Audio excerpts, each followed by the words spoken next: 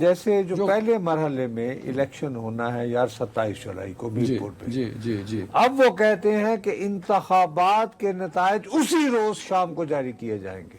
یہ جو original notification ہے میں اس میں پڑھتا رہا ہوں، اس میں تو یہ بالکل مینشن نہیں ہے. کیا نہیں مینشن؟ کہ نتائج کا اعلان کب ہوگا. ووٹ شوٹ دے آئیں، لیکن یہ پہلے فیصلہ ہو چکا ہوتا ہے کہ حکومت اب کے بار کس کو دینی ہے. ملک میں گندم کی صورتحال تشویش کا باعث بنتی جا رہی ہے. ٹھیک ہے. پنجاب اور سندھ وفاقی ذخائر سے ہنگامی بنیادوں پر گندم مانگ رہے ہیں، جبکہ حکومت گندم درآمد کرنے کے آپشن پر غور کر رہی ہے. یہ کوئی معمولی خبر نہیں ہے. گندم اور آٹے کی قیمت میں اضافہ براہ راست عام پاکستانی کی جیب پر اثر ڈالتا ہے. ٹی وی چینلز اگر واقعی عوامی مسائل کو ترجیح دیتے ہیں تو پرائم ٹائم میں یہ سوال بھی اٹھنے چاہیے: گندم کے ذخائر کتنے ہیں؟ صوبے اضافی گندم کیوں مانگ رہے ہیں؟ کیا پاکستان دوبارہ گندم درآمد کرنے جا رہا ہے؟ اور اگر ہاں تو اس کی قیمت کون ادا کرے گا؟ اللہ بھلا کرے آپ کا. ہم نے جو گندم پیدا کی ہے اور جو ہمارے پاس ذخائر موجود ہیں، اس کے ہوتے ہوئے ہمیں گندم امپورٹ کرنے کی ضرورت نہیں ہے. السلام علیکم، آپ کا میزبان عدنان حیدر، پروگرام خبر نشر. جوید صاحب، آزاد کشمیر کے الیکشن کو لے کے ایک گو مگو کی کیفیت تھی، بے یقینی کی صورتحال تھی، اندازے لگائے جا رہے تھے الیکشن ہوں گے، بہت سارے آرگومنٹ دیے جا رہے تھے کہ الیکشن ملتوی کر دیے جائیں گے. تو وہ تمام جو اندازے تھے وہ آج غلط ثابت ہو گئے الیکشن کمیشن کی جانب سے. آزاد جموں اینڈ کشمیر کا جو الیکشن کمیشن ہے اس کا ایک نوٹیفیکیشن ہے جس میں ایک شیڈیول دے دیا گیا ہے. چیف الیکشن کمشنر نے آج صحافیوں سے بات کی وہ گزرتے ہوئے، تو انہوں نے کہا کہ الیکشن ہوں گے اور مرحلہ وار الیکشن ہوں گے آزاد کشمیر کے اندر. سر یار بات یہ ہے کہ یہ میں آپ کو فرینکلی بات بتاؤں کہ میرا دل اس سے گھبرا گیا ہے الیکشن ہونے سے. یار خدا کا واسطہ ہے، ساری زندگی جو ہے اگر سے وقت ضائع کیا جمہوریت جمہوریت جمہوریت اور ووٹ کو عزت دو. نہیں، وہ میں ووٹ کو عزت دو والا نہیں تھا، لیکن یہ کہ لوگوں کو ووٹ کا حق دو والا تھا ہمیشہ. سوال اٹھتا ہے کہ دیکھو، میرے لیے ایک بہت پریشان کن بات ہے، مطلب کہ اچھی بات ہے کہ ایسی صورتحال رہی جیسا کہ تم صحیح کہہ رہے ہو کہ جس میں یہ فیلنگ امرج ہو رہی تھی کہ آزاد کشمیر میں انتخابات نہیں ہو پائیں گے.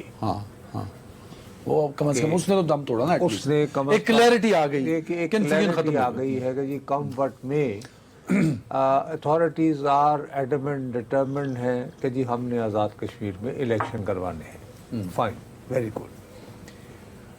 مجھے جو مسئلہ سب سے زیادہ تنگ کر رہا ہے وہ یہ کر رہا ہے کہ اب مرحلہ وار ہو رہے ہیں. تو مرحلہ وار ہو جاتے، بھارت میں بھی ہوتے ہیں. میں سمجھتا ہوں کہ ہمارے ہاں بھی یہ مرحلہ وار ہونے چاہیے.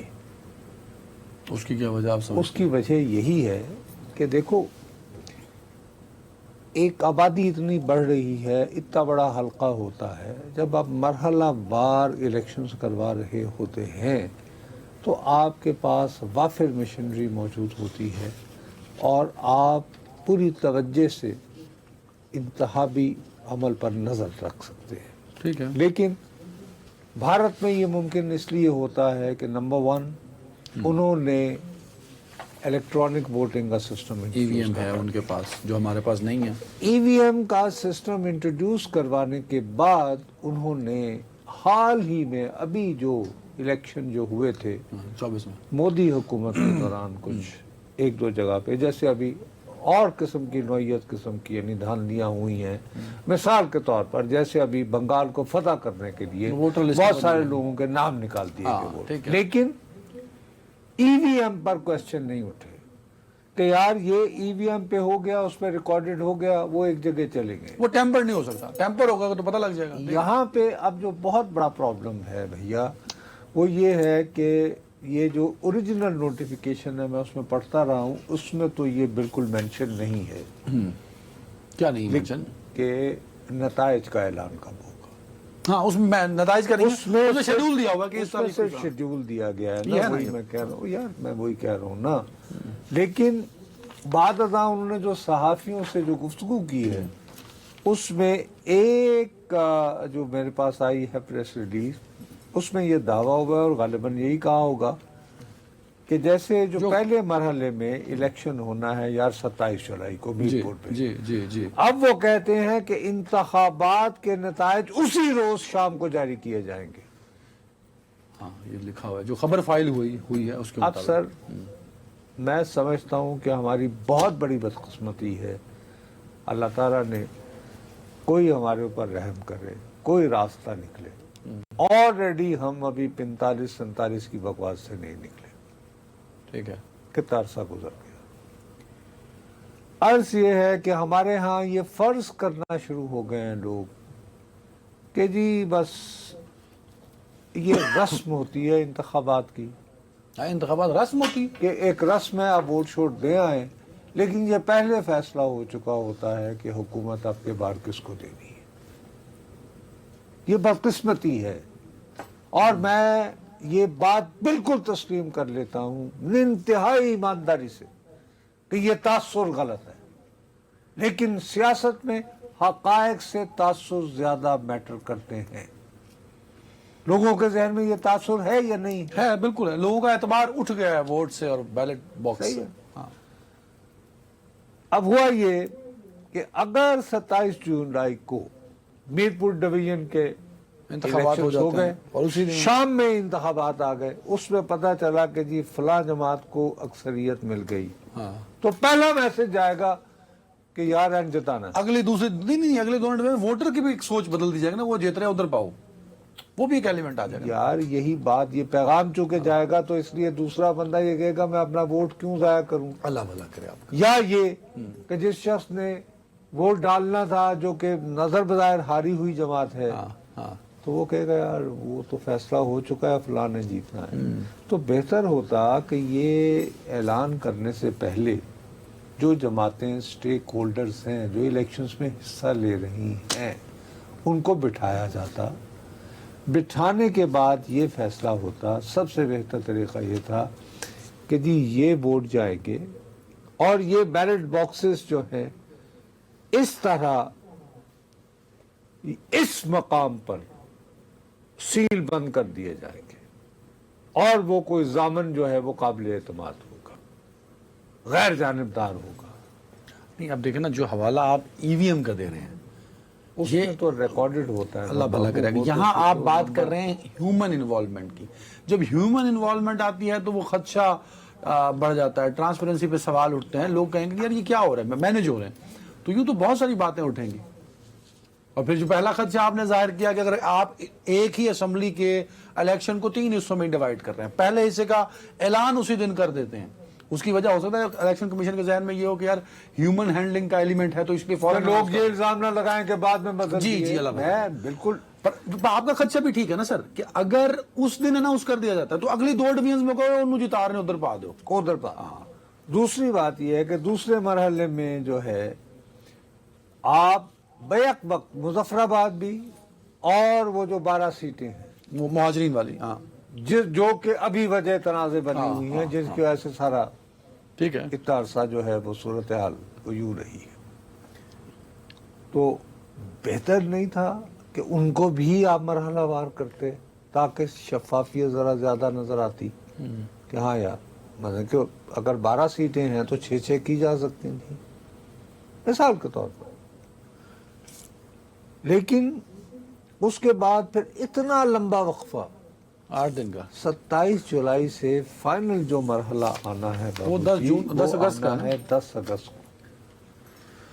اب یہ 10 اگست کو 8 دن کا فرض کیجئے کہ آپ کو یہ جو 2 نتائج آتے ہیں میر پور اور مظفر آباد کے اور 12 سیٹوں کے، اس میں تو تقریباً طے ہو جائے گا نا کہ حکومت کس کی. ہاں تو آپ نے جو اگلا ڈویژن ہے پونچھ والا جہاں پہ گڑبڑ ہے اس کا تو مورال ویسے ہی ڈاؤن کر دیا آپ نے پارٹیز کا اور کینڈیڈیٹس کا. اگر مورال ڈاؤن نہ بھی ہوا تو کہا رہے یار یہ تو پھر وہی کام ہو رہا ہے. تو آپ نے ایک اچھی خاصا ان کو ایک ایجیٹیشن کی ایک وجہ تنازع دی جا رہی ہے. ہاں ٹھیک ہے. تو میرا اپنا خیال تھا کہ یہ زیادہ بہتر ہوتا, یہ زیادہ مناسب ہوتا. اچھا پھر ایک اور بات, مثال کے طور پر اس وقت ٹھیک ہے جی chief election commissioner, Azad Kashmir میں پاکستان کی طرح الیکشن سے قبل جو ہے وہ عبوری حکومت تو نہیں بنتی ہے. ہاں وہاں نہیں. آزاد کشمیر میں ٹیکنیکلی اس وقت پیپلز پارٹی کی حکومت. جی. اب حضور 27 جولائی کو میر پور ڈویژن میں الیکشنز ہوتے ہیں, حکومت وہاں پہ پیپلز پارٹی کی ہے. اچھا پیپلز پارٹی میر پور میں بہت تکڑی جماعت رہی ہے. بیرسٹر سلطان صاحب کے والد اس میں رہے, چودھری یاسین, چودھری مجید, وہاں ان کا ووٹ بینک پرانا ہے اور تگڑا ہے. تکڑے لوگ ہیں. ٹھیک ہے. اس کا مطلب یہ نہیں کہ ان کے مخالفین کمزور ہیں, لیکن پیپلز آپ پارٹی یہ نہیں کہہ سکتے کہ میر پور جو ہے ادھر پیپلز پارٹی تکڑی نہیں ہے. سوال اٹھتا ہے کہ اپنے ماضی کو ذہن میں رکھتے ہوئے جو ان کی ہسٹری رہی ہے اور اس طرح کے جو طاقتور ان کے لوگ ہیں چودھری یاسین وغیرہ, ان کی محنت سے, اور پھر یہ کہ خود بلاول بھٹو جو ہے وہ دن رات وہاں پہ موجود ہیں, ہر وقت سیٹیں یہ جیت جاتے ہیں.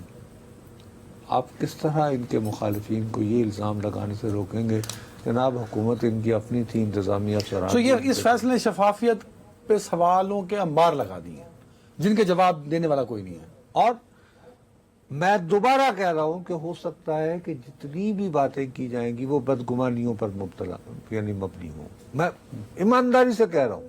ٹھیک ہے. لیکن یار آپ زبانوں کو تو نہیں تالا لگا ہاں سکتے نا, ٹھیک. کیونکہ ایک قضیہ تو چل رہا ہے.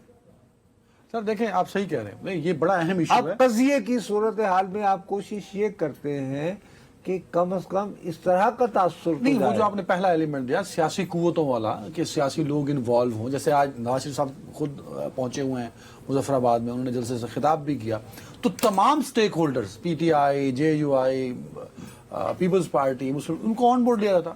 وہ بیٹھتے.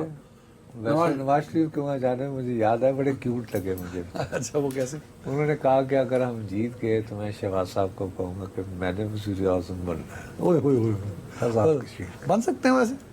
نہیں, ان کا تو ووٹ ہی نہیں ہوتا. انہوں نے ایسے کہا یعنی کیوٹ سی بات کی, لیکن لوگ جو ہیں وہ پھر اپنا ان کا دل ہے وزیر اعظم بننے کا. یہ دیکھا نا آپ تمہارے دل سے بات تو کہیں نہ یہ کہیں. ارے یار ایسے ایک اپنی طرف سے دیکھو یہ کیوٹ سی بات وہ, لیکن بات ہو جاتی ہے. اورنگزیب نے اپنے والد کو شاہ جہان کو قید کر دیا تھا نا, تو ایک دن کہیں گے ہاں بابا جی کی حال چال نہیں, ٹھیک ٹھاک ملے وہ, چکے تو دیکھتے رہتے نا تاج محل کو, آگرے کے قلعے میں تھے وہ.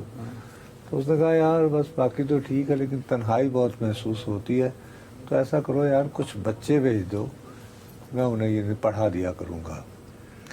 اس نے کہا اچھا خوہ سلطانی نہیں جاتی, مطلب تم چاہتے ہو کہ ایک کلاس ہو اور تم اس کو کس طرح ڈکٹیٹ کروں, پڑھاؤں, آرڈرز دوں.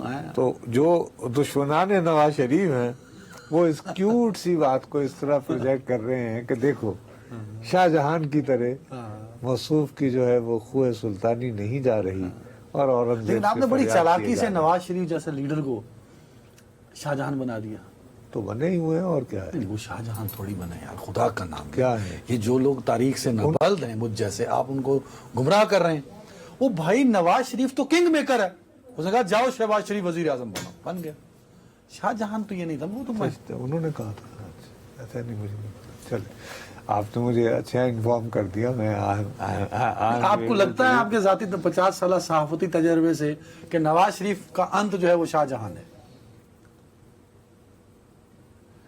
اندھ ہے یا نہیں ہے, لیکن وہ مجھے شاہ جہان کے بہت قریب لگتے ہیں. ان کا تاج محل تھا, ان کا موٹر وے ہے. اور ہاں یہ ہے کہ ان کے شہباز شریف صاحب جو ہیں وہ اورنگزیب جیسے یعنی کہ سخت دل نہیں ہے.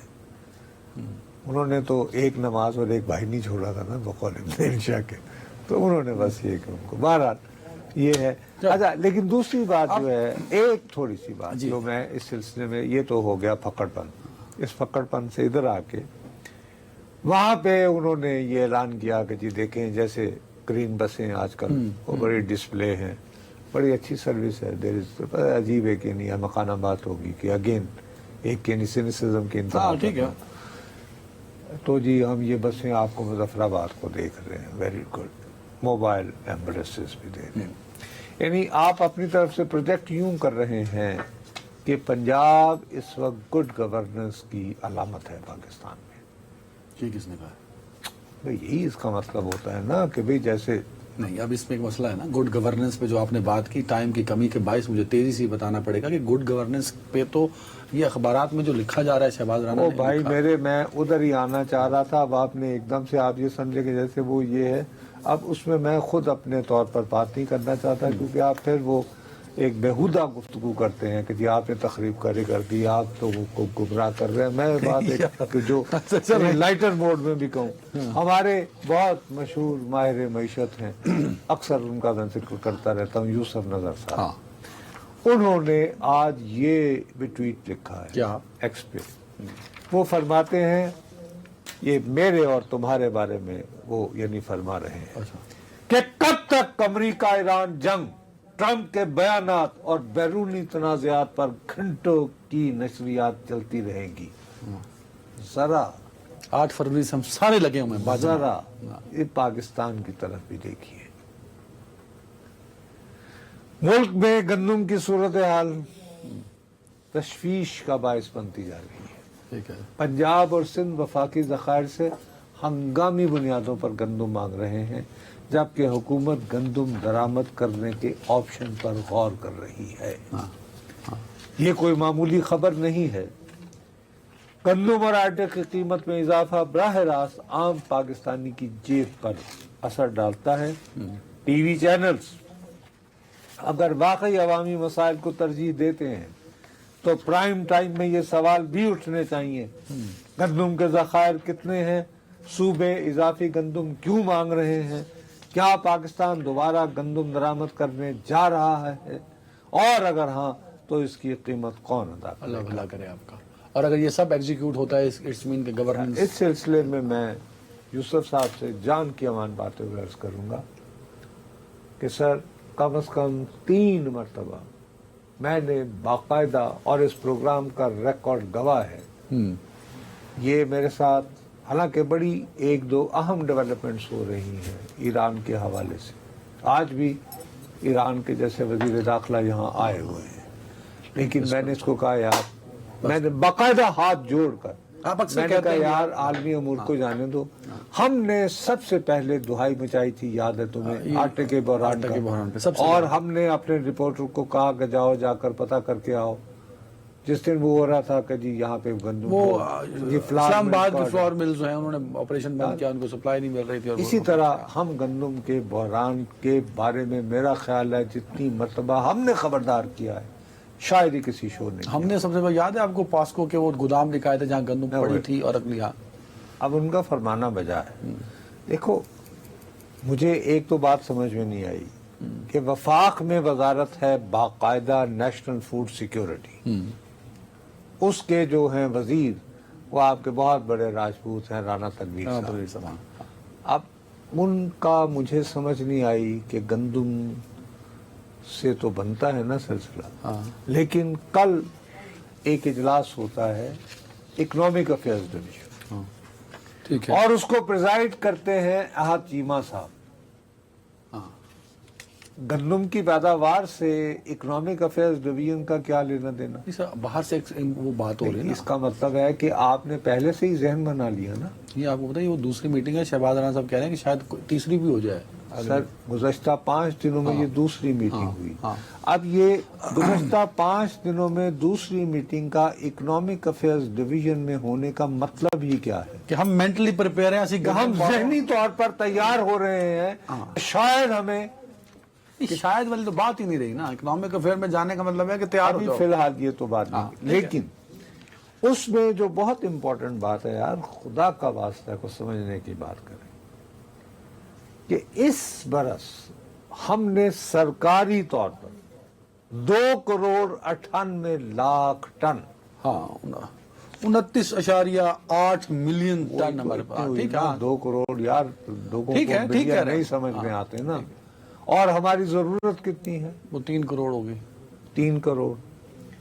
تو ہم نے نہیں بھیا, ہمارے پاس ابھی اضافی گندم سر موجود ہے. 2024 میں ہمارے پاس سٹاک چلا آ رہا ہے نا, ایک 1.5-2 ملین ٹن, 2 بابا ملین ٹن کا 20 لاکھ ٹن تو ویسے موجود رہی ہے نا آپ کے پاس ہمیشہ پاسکو کے ذخائر میں. ٹھیک ہے برادر ملت, میں آپ سے یہ عرض کر رہا ہوں کہ ہم نے جو گندم پیدا کی ہے اور جو ہمارے پاس ذخائر موجود ہیں, اس کے ہوتے ہوئے ہمیں گندم امپورٹ کرنے کی ضرورت نہیں سر. ہے. یہ حکومت کے فگر ہیں, بیورو آف اسٹیٹسٹک اس کو ویریفائی کر چکا ہے. اس کے مطابق اگلی گندم کی پیداوار تک میرے پاس 1,25,000 ٹن وافر ہے گندم. اللہ تمہارا. اس میں بیج بھی شامل ہے, سب کچھ ڈالا, پوری ضرورت. سوال یہ ہے کہ وہ کہاں گئی؟ وہ اکنامک افیئر ڈویژن کو بتائیں گے نا. اب پنجاب کہہ رہا ہے, ظاہر ہے اس وجہ سے کہہ رہا ہوگا وہ جو آٹے کی قلت ہو رہی ہے, کہ جی ہمیں 10 لاکھ ٹن جو ہے وہ پاسکو کے جو ذخائر ہیں اس میں سے دے. کوئی تقریباً 2.5 سے 3 لاکھ ٹن جو ہے وہ سندھ حکومت مانگ رہی ہے. تقریباً 7 ایک کوئی وفا. اچھا, خیبر پختونخوا کو تو ہمیشہ ہی ضرورت ہوتی ہے بیچارے, وہ تو گندم پیدا کرتے ہی نہیں. کم, بہت کم پیدا ہوتی ہے, اور بہت بلوچستان. تو سوال اٹھتا ہے کہ کہہ رہے ہیں کہ اگر آپ یہ پاسکو سے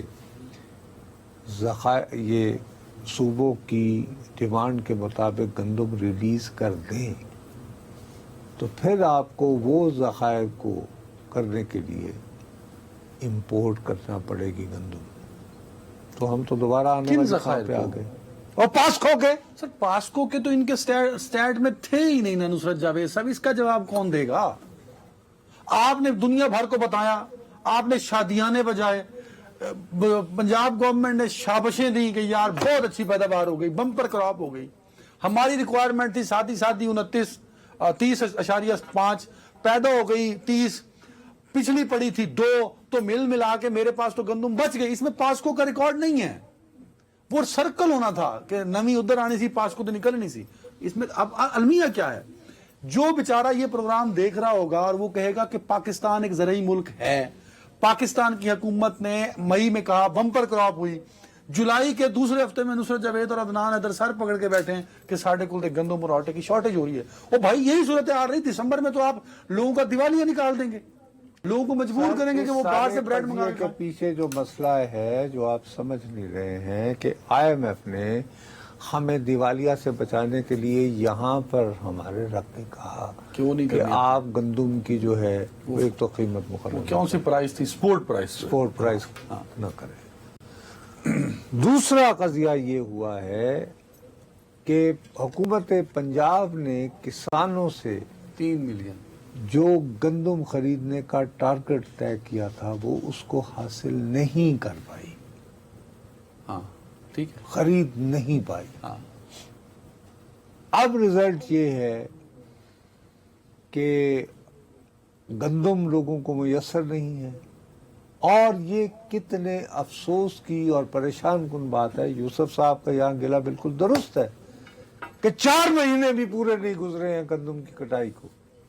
وہی تو بات کر رہا ہوں جولائی, اور آپ کی آپ سر پکڑ کے بیٹھے ہیں یار.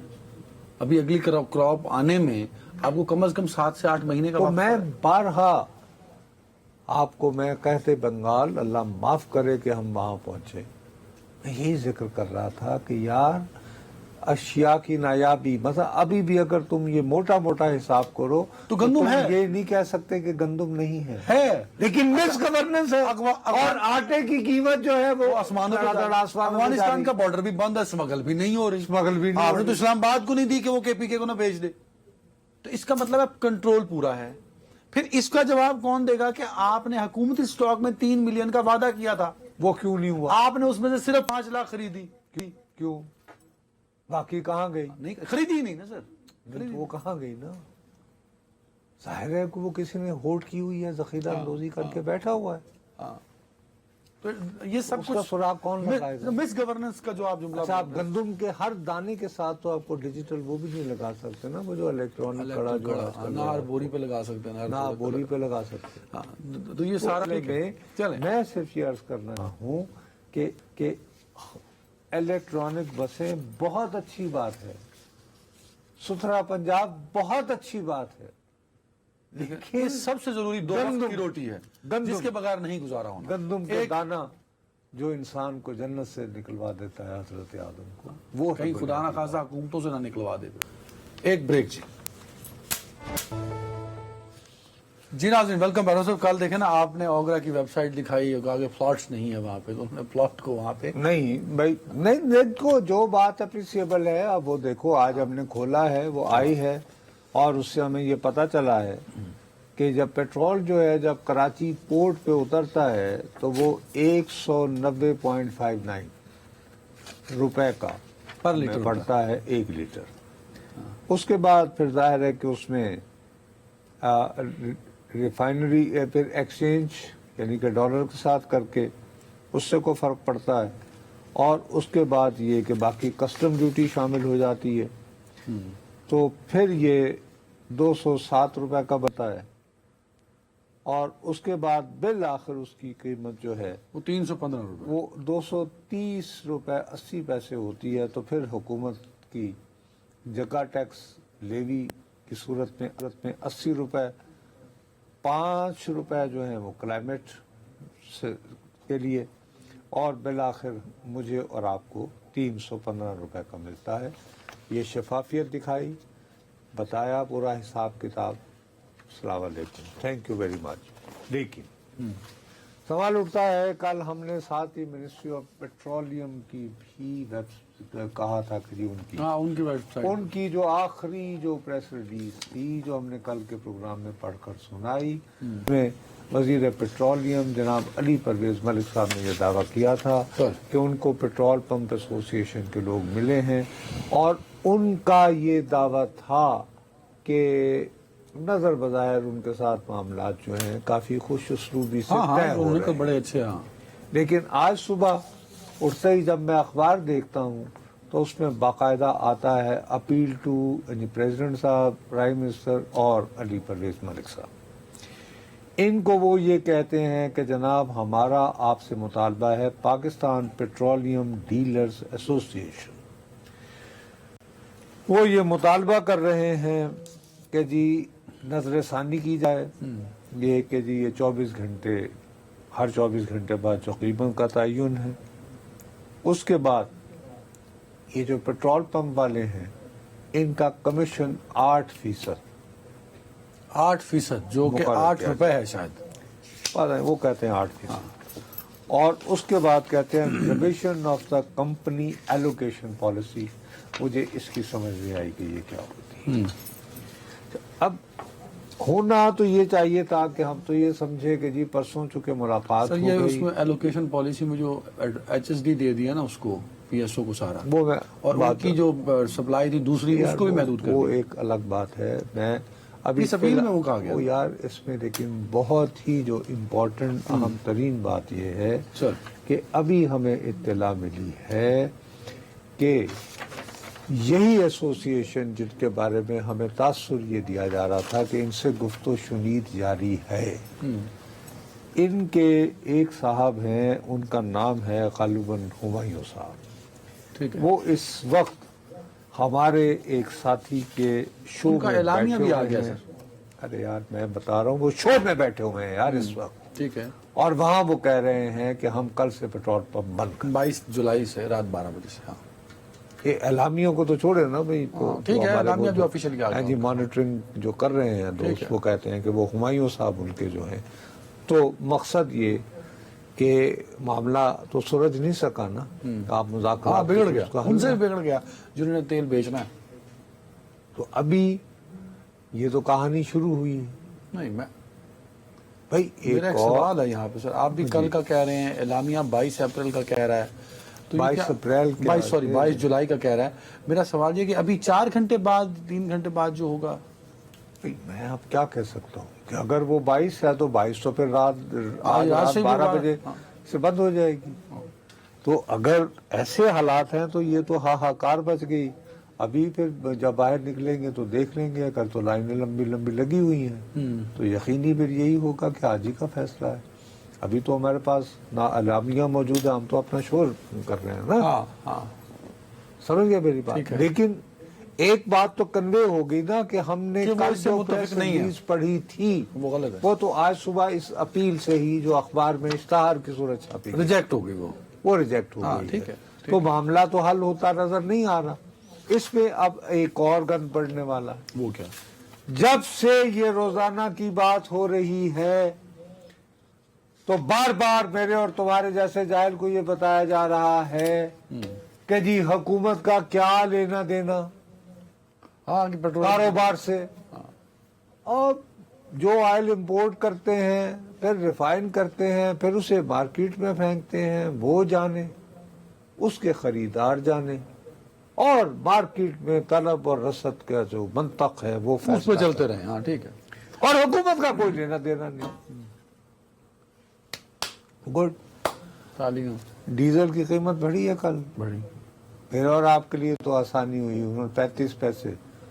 اچھا اب وہ 35 پیسے کمی ہوئی پیٹرول کی. میں سمجھا جی 35 روپے نہیں 35 آئی واز پیسے. کنفیوز. ہاں وہ 35 پیسے تھے. یہ 35 پیسے اور یہ بالکل باٹا کی قیمتوں کی طرح ہو گئے. بندہ گیا جی کتنے جی وہ 35 عجیب و غریب ہی ہو جاتا ہے نا. خیر وہ چلیں جی آپ کو رعایت مل گئی. تو ایک بات انڈیا جو ہے وہ بڑا کیٹیگوریکلی ملا جی. وہ یہ کہ ڈیزل کی قیمتیں میرے منہ میں خاک آئندہ دنوں میں بڑھتی رہیں گی یا آئندہ کچھ دنوں کے لیے اسٹیبل نہیں رہیں گی, بڑھیں گی. ٹھیک ہے. ہاں ٹھیک ہے. اب حضور خبر یہ آئی ہے کہ حکومت نے فیصلہ یہ کیا ہے, یہ حکومت جو کہ مسابقت کرنا چاہتی ہے کہ تم نے بھی ایک ڈیزل امپورٹ کرو, ایک کمپنی بنا کے میں بھی کروں, اور میرے اور تمہارے درمیان مقابلہ ہو کہ ہم دونوں میں سے بہترین ڈیزل کس کا ہے اور کون اسے سستے داموں میں بیچ رہا ہے. انہوں نے کہا ہے کہ جی یہ جو پورا فائنینشیل ایئر ہے اس میں پاکستان اسٹیٹ آئل کے علاوہ کوئی اور کمپنی جو ہے وہ ڈیزل برآمد نہیں کر سکتی. کہاں گئی وہ کاروباری مسابقت؟ اس کی وجہ بھی تو بتائی ہوگی نا. کوئی شاہی فرمان تو نہیں جاری ہوا نا سر, یہ کوئی بادشاہ تھوڑی ہے. تو یہ بادشاہ دیا اور کیا ہے, بس آرڈر ہو گیا ہے نا. وہ کورٹ میں چلے جائے گا. کیسے؟ نہیں کس بنیاد پہ آپ ایک بندے کو فیور دے سکتے ہیں, یا اپنے ہی کم کہیں گے ہم ہی کاروبار کریں گے؟ نہیں, ہم پی ایس او خود حکومت ہے نا. میرے پاس آرگومنٹ یہ ہے کہ میں اب اس وقت میں کیا کہوں گا, اب میں بطور حکومت کہوں گا ہم عوام کو منافع خوروں کے حوالے نہیں کر سکتے, لہذا ہم نے عمان گورنمنٹ کے ساتھ معاہدہ کر رہے ہیں بقول اس خبر کے, اور ہم ڈیزل منگوائیں گے تاکہ انشور کیا جائے کہ سستا ڈیزل ملے, کہ نسبتاً سستے داموں ملے. میں یہ کہوں گا, میری ذمہ داری ہے, میں حکومت ہوں. یعنی ایک سیدھا حکومت کے دو سادہ. رخ ارے بابا وہ کیا بچت بھی اپنی اور پھر بھی اپنی والی بات. ہر صورت میں میاں بھائی نے جیتنا ہے, اس کا آرگومنٹ جیتے گا. ٹھیک ہے. اب یار please make your mind clear کہ آپ کو چلو دکان اپنی چلا رہی ہے گورنمنٹ, کم از کم اس کا فائدہ گورنمنٹ کو تو ہوگا نا سر.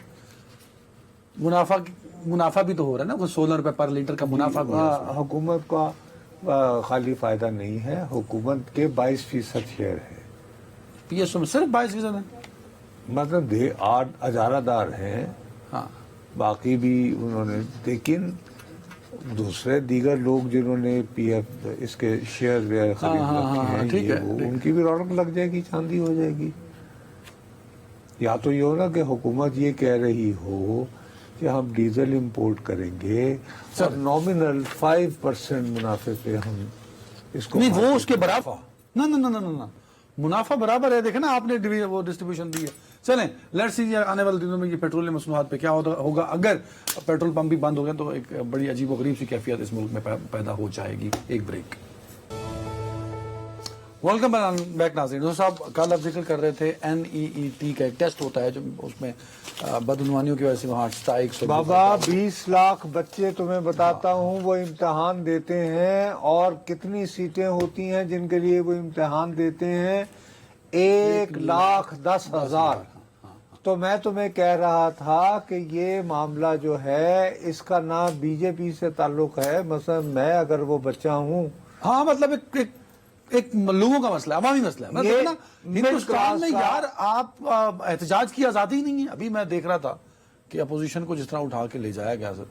ارے ابھی اصل میں مسئلہ یہ ہوا کہ ان لوگوں کو تو انہوں نے وہ بالکل مار پیٹ کے تو وہ بالکل انہوں نے لگائی ہوئی نا رکاوٹیں, اور وہ آنے ہی نہیں دے رہے. وہ ہم دکھا رہے ہیں, اور مختلف انہوں نے سڑکیں بند کر رکھی ہیں. لیکن being leader of the opposition, Rahul Gandhi نے فیصلہ کیا کہ وہ اپنی بہن کے ساتھ جو ہے وہ مودی کے گھر کے باہر اپنے اراکین کانگریس کے ساتھ مل کے احتجاج کے لیے جائے. اب وہ وہاں قریب پہنچ گیا تو ظاہر ہے وہ وہاں پہ دھرنا دے کے مصروف بیٹھنا چاہ رہے ہوں گے. تو ان کو ایسے اٹھایا گیا ہے جیسے کو بہت ہی کرمنل ہے, یہ ہے وہ ہے. اور لوگوں کو بہت انگریز کا زمانہ یاد آ رہا ہے کہ جی پنڈت نہرو کا پوتا, وہ بھی اسی طرح اکثر اٹھائے جاتے تھے سنا ہے موصوف, کیونکہ وہ کافی ایجیٹیٹر ہوا کرتے تھے. پنڈت نہرو یہ ان کے بارے میں مشہور ہے کہ وہی یوزڈ ٹو بی کافی. بی جے پی والے تو ان کو نہیں مانتے نا. ہاں وہ تو خیر نہیں, لیکن یہ کہ یہ مسئلہ جو ہے یہ راہل گاندھی کی گرفتاری سے حل, کیونکہ یہ کانگریس کا مسئلہ نہیں ہے, یہ بی جے پی کا مسئلہ نہیں ہے, بنیادی لوگوں کا ہے. یہ 20 لاکھ تو استفا اسٹوڈنٹ ہے نا یار. سر 2025 میں تقریباً 3 سے 5 ہزار, اب ایگزیکٹ فگر مجھے یاد نہیں رہا, لیکن ہزاروں میں بچوں نے خودکشی کر لی تھی. نہیں وہ 15,000 کا فگر تھا, میں نے کہیں پڑھا تھا. وہ NEET شاید کل ہی آپ ہی ذکر کر رہے تھے, آپ کے 15,000 کے قریب بچے, وہ چونکہ ایسے امتحانات جو ہیں پریشر ہوتا ہے نا کہ آپ نے بننا, وہ ان کو امید ہوتی ہے. ایک اور بڑا مسئلہ ہوتا ہے اس میں, جو آپ کو مارکس ملتے ہیں نا اس کے مطابق آپ کو کالجوں میں داخلہ ملتا ہے. مثال کے طور پر تم دلی کے رہائشی ہو اور آپ کو نہیں, اور تمہارے جو نمبر آئیں گے اس نمبر کے مطابق تمہیں کہیں گے کہ جی تم منی پور چلے جاؤ, وہ آسام کے اس پار. اچھا وہاں پہ بہت سارے ایسے ہیں کہ فرض کرو کسی بچی نے امتحان دیا, اس کے نمبر نہیں, تو وہاں پہ جو میڈیکل کالج ہیں ان کے گرلز ہاسٹل نہیں ہیں, تو الاٹ آف ایشوز ہیں. تو ایسا ہے کہ بہت سارے بچے ایسے ہیں جو 4 سے 5 مرتبہ امتحان دیتے ہیں اپنے نمبر امپروو کرنے, اور وہاں وہ ٹرانسپیرنسی نہیں ہوگی. اور اگر وہ اب یہ جو امیجز ہیں اپوزیشن لیڈر کو اس طرح اٹھایا گیا ہے, اور ان بچوں کا مسئلہ ہے, عوام کا مسئلہ, اس طرح اپوزیشن لیڈر اٹھا رہے ہیں وہاں پہ, تو کوئی نہ کوئی اس کا امپیکٹ تو آئے گا سر. یقیناً آئے گا, لیکن میں جو تمہیں اصل بات, اور راہل گاندھی کو پولیٹیکل فائدہ بھی ہو سکتا ہے نا سر. ارے بابا وہ دیکھیے آپ اس کو دوبارہ سمجھ رہے ہیں. اس وقت یہ معاملہ راہل گاندھی کا نہیں رہا ہے, یہ میں پھر وہی تمہیں کہہ رہا ہوں, شہری متوسط طبقہ جو ہے سیاسی تقسیم سے بالاتر ہو. 12 سالوں سے بغیر کسی احتجاج کے بیٹھے تھے مودی صاحب, ان پہ یہ ڈینٹ ضرور پڑے گا اور پریشانی ان کے لیے. یہ ہے. اپنا خیال رکھیے کہ ناظرین, کل ملاقات ہوتی ہے. اللہ حافظ.